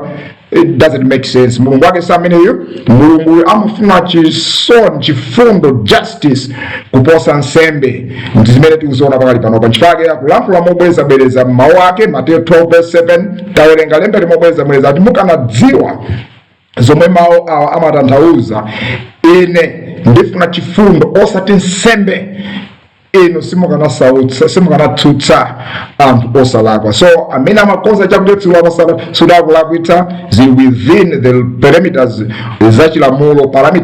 zachilamulo. Chimene chili chofunika kudziwa nchakuti simungapite ukatola nkhuni tsiku la Sabata. In principle tinganene kuti simungapite la Sabata makagayitsa kuchigayo. Tsiku la Sabata wapita kudimba ukathyola nzimbe, ukathyola tanaposi, ukathyola tomato chifukwa tisathyole tudzulo. Zokonzetsera zina zonse konzani. La Sabata mukhoza kuphika kuti mukhale ndi bwino. Zinthu zina mukhoza kuphika zoti no la Sabata zikazili bwino phikani Friday, it's within the parameters. Koma osati kuti no la Sabata likaphika ndoto chita chimo.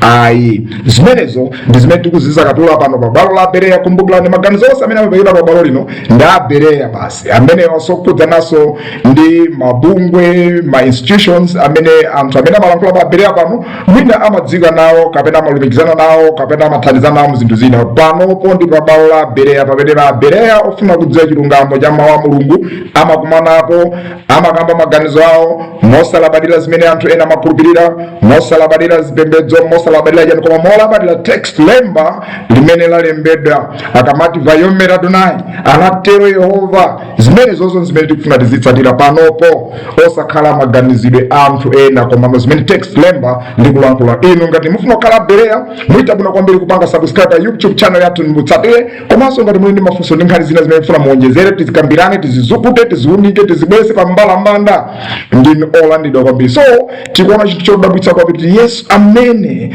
akupanga zimenezi how come komano Yesuyo akutionetsera amene chilamulo chimene kuchitira ndikoma sikumveka zimenezo tibwere pa Matthew chapter 15 verse 3 kulekeza verse 9 chifukwa chani Yesu amene chonchi ndipo tifuna tibwerezenso panopo tifuna mudziwe ndipo aliyense amvetsetse ganizo lomangoganiza kuti Ayuda amati chonchi limenelo ndi ganizo lopotoka tikadakhala nkulankhula kuja amati philosophy tikadao limene ndi fallacy tikati fallacy ndikupanga chitsimikizo kuchokera pa maganizo olakwika then ndikupanga ngati chitsimikizo cholondola inuyo so imene ndi fallacy just because Jews were doing certain things in certain ways this does not mean this is the correct practice even up to today whether the rabbis or whoever has their own interpretation on this it does not qualify to be the authority which we are supposed to follow unless it is in accordance with the exegetical expositions zogwiza ndi mawu amene Mulungu alankhula zimene kulankhula gazo wangoda alabi andani amati chonchi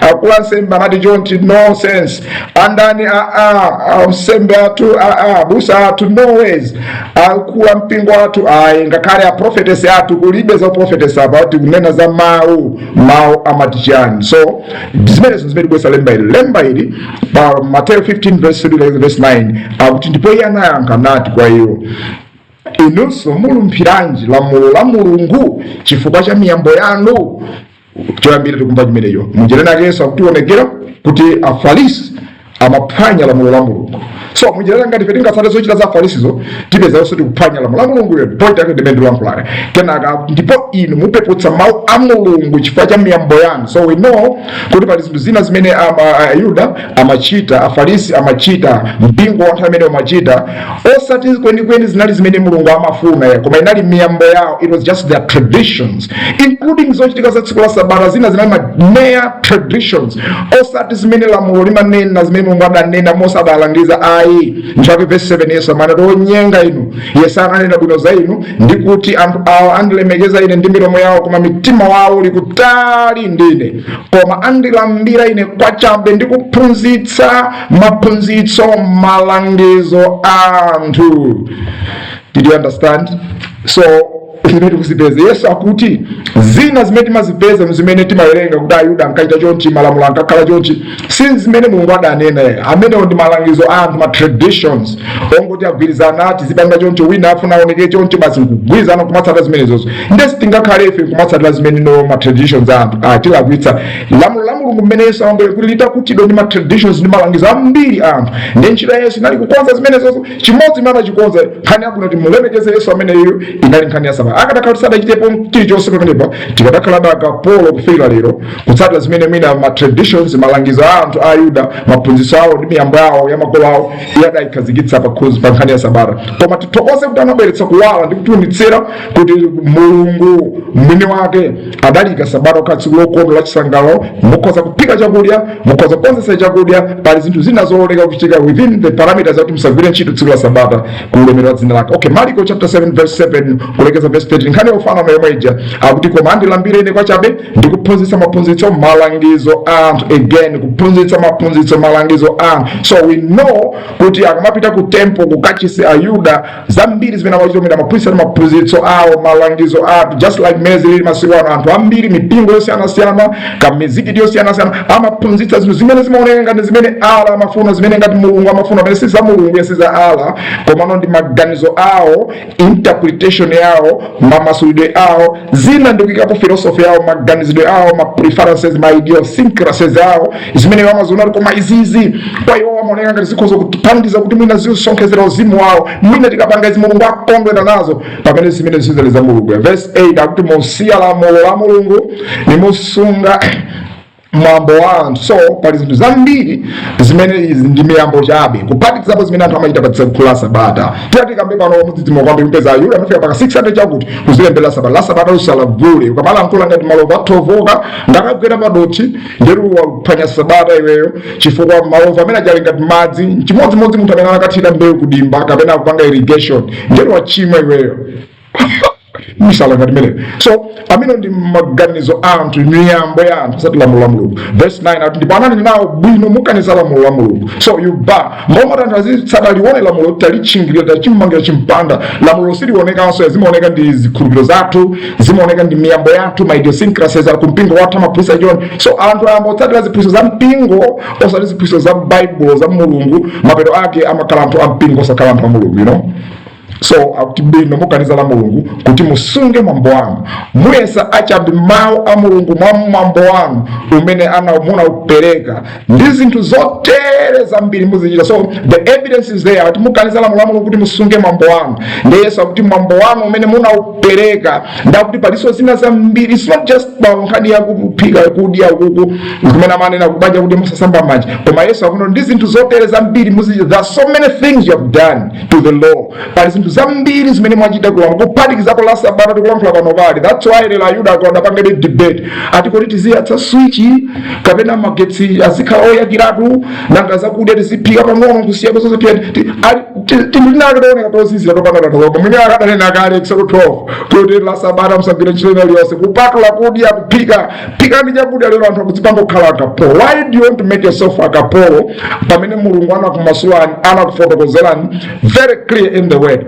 Zimenezo zimachitika chifukwa anthu ife timafuna kumaoneka ngati abwino kwa Mulungu ndi timafuna tizizikometsa ndi timaganiza kuti tikapanga zinthu zina zake Mulungu zimkondweretsa zimpanga apizi ndi maganizo amene amabweretsa kuti anthu aike zimalamulo zambirimbiri pa lamulo la Mulungu ndi kulibisaso lamulo lija kulipotola zimene adapanga Ayuda apapa ndikuti zimenezo zikumveka pa Paulo ndolaba ife tikungosakatola ngati Bereya amene tikungofunsa kuti Paulo mwanena izi mkoma zikumveka bwanji ino asira mmalalikiratu komano zijamlalika mnanena zakuti titawerengatu mmalemba manu sizikumveka bwino tafotokozani zimene tikupanga panopa siti kukamba zosiyana ndi zimeneno inu mwazilalikira komano tikulankhula kuti inu mudalalikira imoyo zikugwizana bwanji ndi malemba anuwo. Akolose 2 verse 22 okay verse 12 Kulengeza verse 13 mwina tinango lakuitsa kulemba msauda ndaule tawi zimachitika tikalemba umalemba mola kuitsa kumaeneo ka verse 12 kufika verse 13 akuti ndithu malamulo oterewa amaoneka ngati anzeru pakuti amalamulira anthu ambiri pa zachipembedzo ndi pakudzichepetsa kwa chiphamaso ndi pa zakuzunza thupi lawo koma alibe mphamvu zoletsa kuchita zofuna za thupilo. Paulo akuti malamulo oterewa amaoneka ngati anzeru amaoneka ngati auzimu akamanena kuti musaphike tsiku la Sabata muphikire Friday munyamukire ku nyumba uchoka ku nyumba ena adapeza kuti kumachoka Friday ku nyumba ali kugona ku church chifukwa la Sabata akadzayenda la Sabata aphwanya la Sabata koma ndi akuti aphikiratu tatu la Sabata simungati muzungodya mwina chimanga chokazinga mukumpanga Mulungu kumwonetsa ngati Mulungu wankhanza. Malamulo otero amaoneka ngati auzimu tikapapanga zimene zimaoneka ngati anthu auzimu timaoneka ngati okhuthukadi kwa Yesu koma nkhani yoona zoona zimene zozo chilungamo chake ayi ndithu zilibe mphamvu yobweretsani kuchoka ku uchimo. Thupi lanu ngati ndinochima simuchima ifoti mwadya chakudya koma muchima chifukwa zimene mumaganiza mwachoka ku nyumba Friday mwapita ku church you are still thinking evil about others muli kumene kumagazeni nauzimu kwambiri kuposa zinzanu kumene ndi kuphwanya Sabata kumene koko pamene zamulina kudya tsiku la Sabata alibe magazi aliyosankhwitsa akuita neso mwina chakudya very free akusunga Sabata Mulungu akumulandira kwa nkhani yake tikumwana chondo kwa Bereya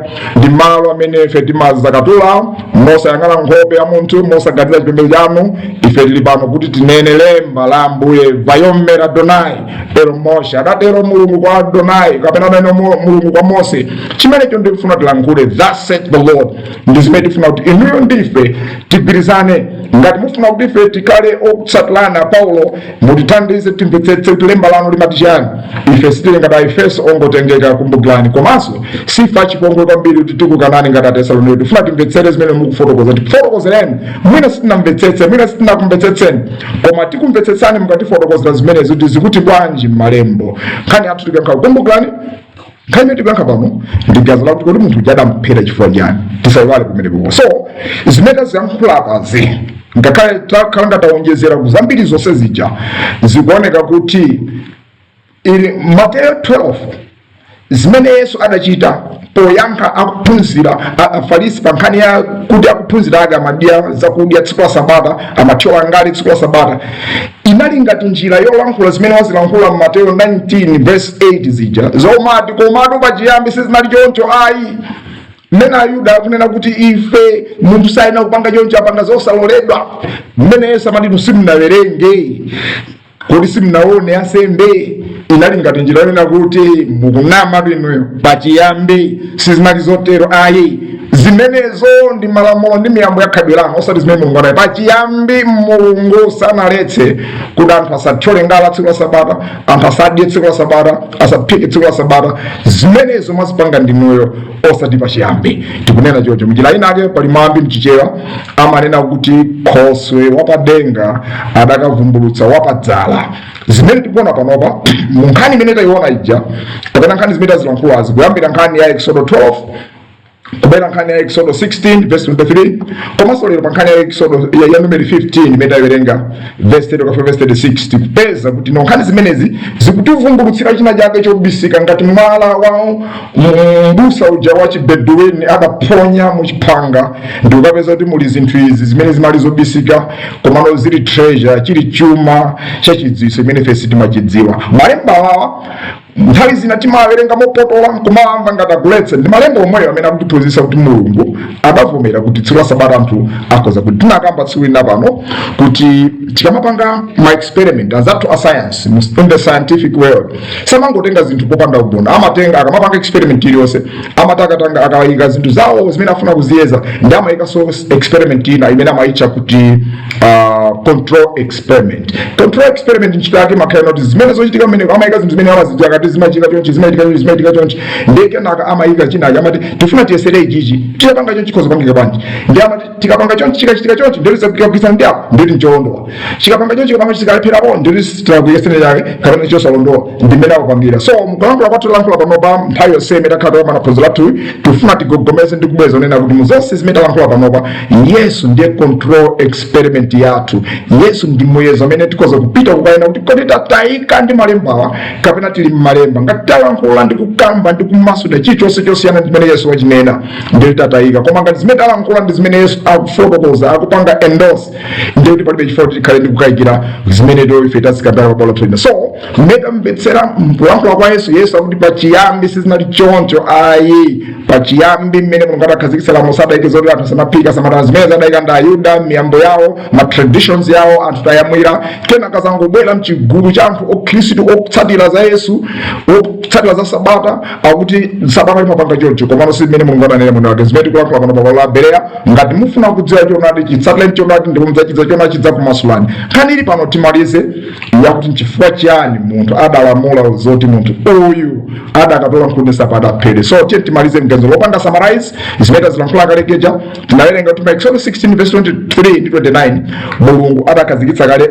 lamulo lakuti anthu asamatuluke azikhala m'malo awo ndi adanena kuti aliyense azikhala pamalo pake pasapezeke otuluka kunja ndi amati nchifukwa chake tsiku lachisanu ndi chimodzi amakupatsa chakudya masiku awiri ndi panali lamulo limene anthu asamatuluke tsiku la Sabata. Chimene amachitika ndi amapatsa zakudya umene ukhale nazo zakudyazo ndizo kupangitsira zakezo madzi okuphikitsira chani ndi kuti nazo kale la Sabata ukhoza kuphika nchifukwa amati ukhoza kuphika. Pa 2 Samuel 12 verse 8 to verse 9 Bible limatuwuza kuti amalankhula ndi Sauli Mulungu atamuthandiza kumuunikire kumapanga zosemphana anamulankhula mnjira yakuti amalankhula ndi Davide adapita kukatenga mkazi wa Uriya adapanga chipongwe cha Nkhani timayeledzera ndi Mulungu atakalipa adamutuma Natani kuti apite akamudzudzule Davide. Tapetsa zimene adalankhula pa verse 8 verse 9 akuti ndinakupatsa nyumba ya mbuye wako ndi akazi a mbuye wako pa chifukato chako ndikanakupatsanso nyumba ya Israeli ndi Yuda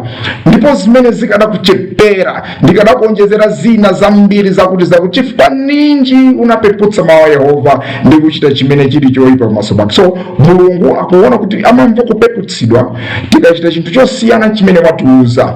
Nkhani tikulankhula pano, munthu uyu anawuzidwa musamatuluke, iyeyu watuluka ndipo wapeputsa mawu a so problem vuto chimo munkhani inali kupeputsa kuderera mawu a Mulungu. Zimene zipeza pa Numeri 15 verse 22 lekeza verse 31 tinamba mmene Mulungu analankhulira koyambira kuja context kunena kuti mukachimwa ngati muchimwa mosadziwa posunga ena mwa malamulo ena amene Yehova wapereka kwa Mose, lina lililonse mwa malamulo a Yehova amene wapereka kwa inu kudzera mwa Mose, kuyambira tsiku limene Yehova anakuperani m'bado wina mpaka yamtsogolo. Ati ndipo ngati zimene zachitika osati mwadala ndipo gulu lonse silinadziwe, zikatero gulu lonselo lipereke mwana wang'ombe, panali mwayi malamulo kuti mukachita chinthu mosadziwa pali mwayi kuti mukhoza kupereka nsembe. Koma pali china chimene tachiona pa verse 27 ati koma ngati munthu mmodzi achimwa mosadziwa ayenera kubweretsa mbuzi yayikazi. Okay, chiganizo lomwe la munthu tunga wachimwa mosadziwa. Pa verse 30 koma pamene akuti koma aliyense amene achimwa mwadala. Nkhani ili pa kuchimwa